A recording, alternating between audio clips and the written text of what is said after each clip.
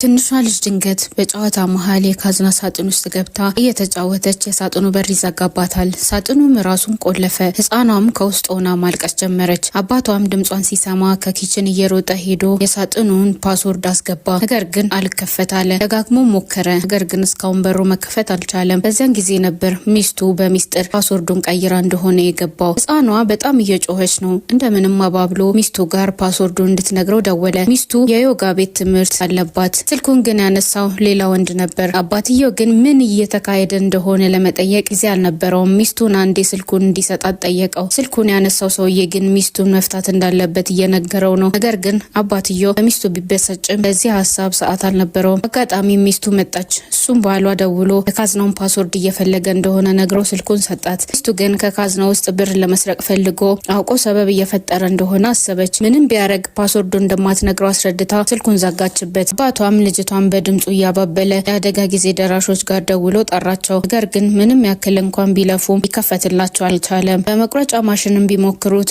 ማሽኑን መቁረጥ ተስኖት እየጋለ አስቸገራቸው። አባትየው አሁንም ፓስወርዱን ለማስገባት ሲሞክር የቀረችው የአንድ ጊዜ ሙከራ ስለነበረች እርግጠኛ ካልሆነ እድሉን ስለሚያጡት እንዳይጠቀም ከለከሉት። የካዝናው አላርም ሲስተም ጮኸ። የኦክሲጅን መጠኑ እየቀነሰ እንደሆነ ማሳየ። ሌላ ምርጫ ስለሌለው ድጋሚ ሚስቱ ጋር መደወል ጀመረ። እሷ ግን ከአሰልጣኟ ጋር አሸሼ ገዳሜ ስትል ስልኩን አልሰማችውም። አባትየውም እየሮጠ ወደ ዮጋ ቤቱ ሄደ። በዚህ ሰዓት ህፃኗ በኦክሲጅን እጥረት በጣም እየተጨነቀች ነው። በፍጥነት እየነዳ ሲደርስም እናትየው ሌላ ዓለም ላይ ናት።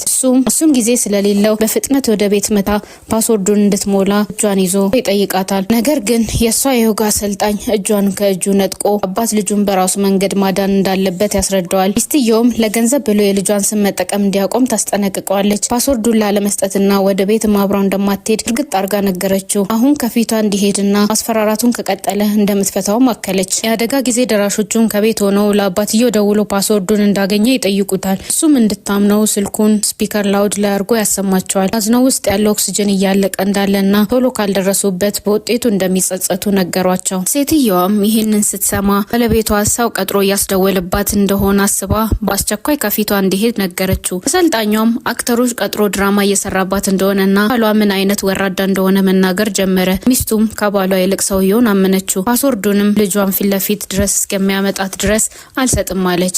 አባትየው እንዳሳብ መጣለት። ሰራተኞቹ ሳጥኑን ተሸክሞት እንዲመጡ ጠየቃቸው። ሳጥኑም ዮጋ ስቱዲዮ ድረስ መጣ። ሚስትየውም ባሏ እሷ ብር ለመውሰድ ያን ያህል ሰዎች ቀጥሮ ድራማ መስራቱን ልታምን አልቻለችም። ሰራተኞቹ አይዲያቸውን አውጥተው አሳያቸው። አሰልጣኟ ግን አይዲውን ፌክ ነው በማለት መነጨቃቸው። እናትየውም የሆነ ይሁን ብላ ለመክፈት ሄደች። የተሳሳተ ፓስወርድ